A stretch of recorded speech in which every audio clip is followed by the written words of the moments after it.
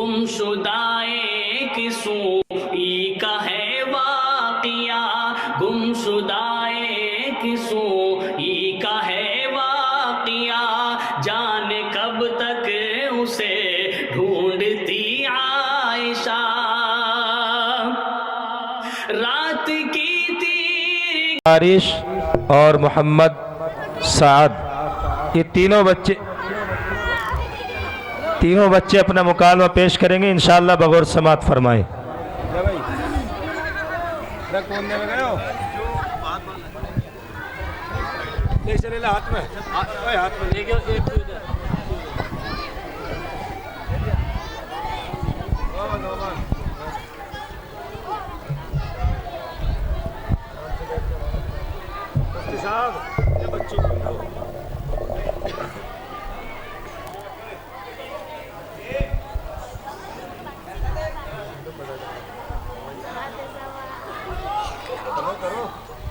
السلام علیکم ورحمۃ اللہ وبرکاتہ۔ وعلیکم السلام ورحمۃ اللہ وبرکاتہ۔ منشی جی کہاں جا رہے ہو؟ اور آپ کی بے قراری سے ایسا معلوم ہو رہا ہے کہ آپ کے جی میں کوئی روگ لگ گیا ہے۔ دل میں نہیں، اس میں روگ لگ گیا ہے۔ اور یہ بتائیے کہ کیا آپ ہماری پریشانیوں کو دور کر دیں گے؟ کیوں نہیں جناب، بتائیے کہ کون سی پریشانی درپیش ہے؟ بھائی دراصل بات یہ ہے، میں شہر میں نیا آدمی ہوں اور فی الحال اپنی ڈیوٹی پر نیا ہوں۔ یہاں نہ مجھے کوئی جانتے اور پہچانتے ہیں اور نہ ہی مجھے کسی نائی کی دکان کا پتہ ہے۔ ماں نہ ماں کا جگہ سبھی لوگ پر آیا۔ اما بھیا، نائی ہمارے یہاں نائیوں کا کام بال کاٹنا ہے۔ آپ کی نوکری اور ان کے پیسے سے کیا واسطہ؟ کہیں ایسا نہیں کہ آپ کے یہاں کے نائیوں کا کچھ الگ شغل و مشغلہ ہے؟ کیا آپ بھی شاہ رخ عامر کی جگہ لینے یا شیونگ کروانے جا رہے ہیں؟ اما بھیا، کہاں سے بھاگے چلے آ رہے ہو؟ پتہ نہیں لوگ نائیوں کے پاس صرف اس لیے آتے جاتے ہیں کہ وہ کٹنگ یا شیونگ کروائے۔ شاہ رخ خان اور عامر کی طرز پر یہ کہاں تک دھاڑی ادھر بکھری ہے، بکھر کر زمین سے بوسہ لے رہی ہے۔ نماز نہ روزہ، دھاڑی ایک بوجھا۔ کیا آپ بھی شاہ رخ عامر کی جگہ لینے یا شیونگ کروانے جا رہے ہیں؟ اما بھائی، شاہ رخ میرا فیوریٹ فرینڈ، میں بناؤں پکچر یا وہ بنائے بالکل برابر ہے۔ اور شیونگ کروانے اس لیے جا رہا ہوں کہ جب سے میرا تقرر ہوا ہے تب سے میں نے نہ کٹنگ کروائی ہے نہ ہی شیونگ۔ کڑیل نوجوانی میں بڈھا الو کا بٹھا نظر آ رہا ہوں۔ اللہ کرم مجھے نائیوں کا پتہ بتا دیجیے۔ شاہ رخ آپ کا دوست ہے اور اب شیونگ کروا کے آپ چھکوں سے دوستی کرنے جا رہے ہیں، اور یہ بھی احتمال ہے کہ شیونگ کروا کر بانات کے رجسٹروں میں اپنے نام کا اندراج کروا لیں گے۔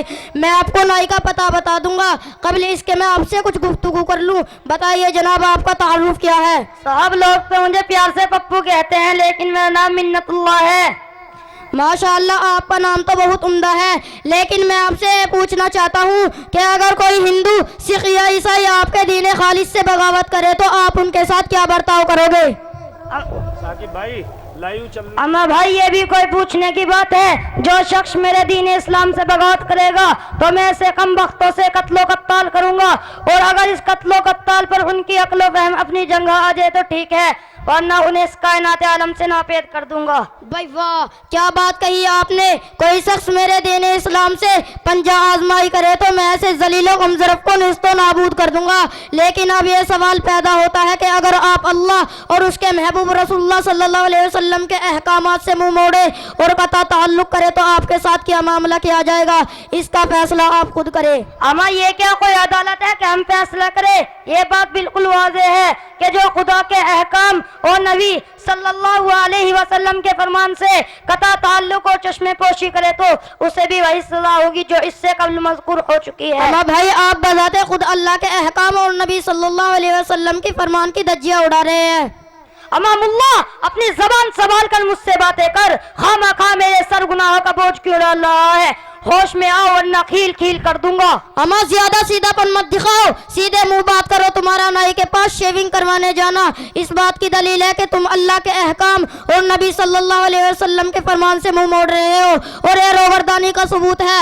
تمہارا ثبوت ہی بدیہی ہے۔ ارے بیوقوف مولویوں، ذرا ہوش و حواس اور تہذیب کے دائرے میں مجھ سے گفتگو کر، اس لیے میں بھی ایک سندیہ پتہ فرد ہوں۔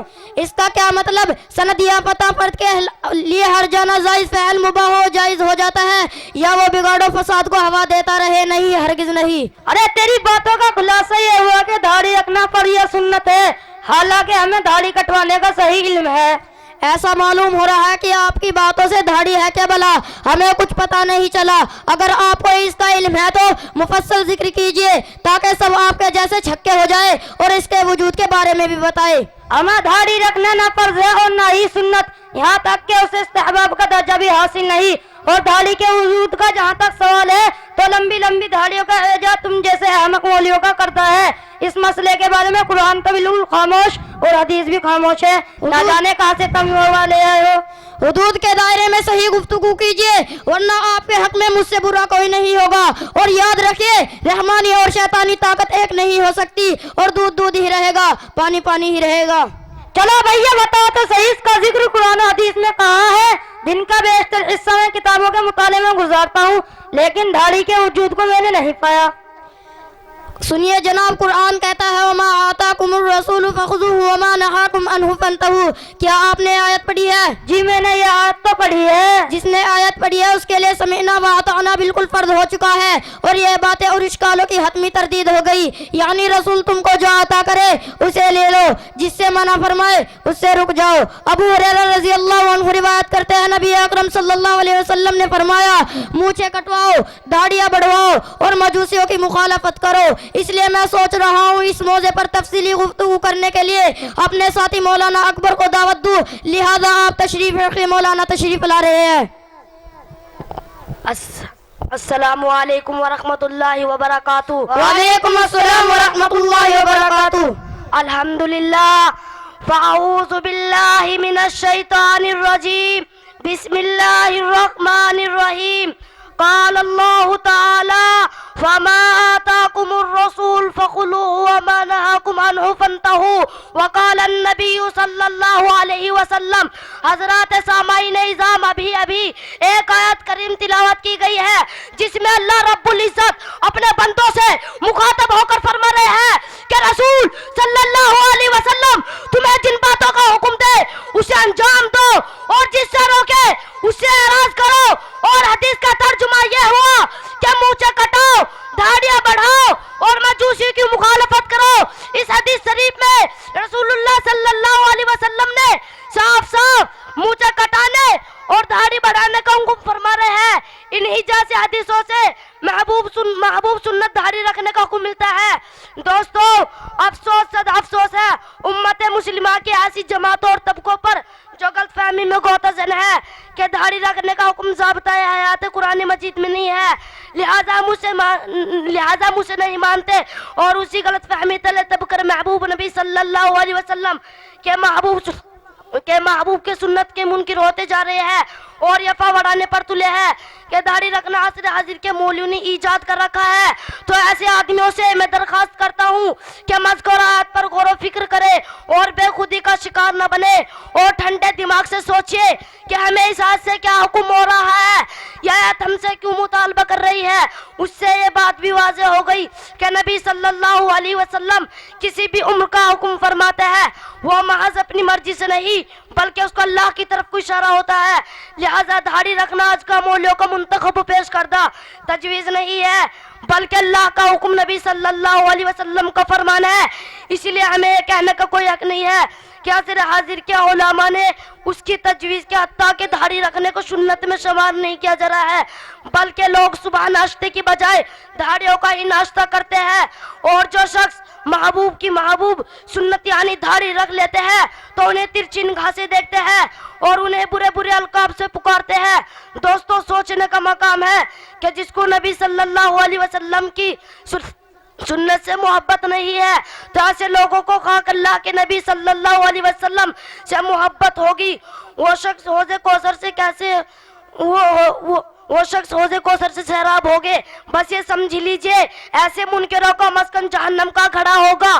بس دعا فرمائیے اللہ ہمیں ان سب چیزوں سے بچائے، آمین ثم آمین۔ مولانا صاحب، آج سے وعدہ کرتا ہوں کہ آئندہ نبی صلی اللہ علیہ وسلم کی سنتوں پر عمل پورا ہوگا اور لوگوں کو بھی اس کی تلقین کروں گا، انشاءاللہ پھر ملاقات ہوگی۔ السلام علیکم ورحمۃ اللہ وبرکاتہ۔ وعلیکم السلام۔ جیسے پیٹ دکھاتے ہوئے ایسا منہ دیکھنا۔ ہمارا بھائی ابھی جو دیکھنا ہے دیکھ لو ورنہ پھر کہاں چلتا ہوں۔ خدا حافظ۔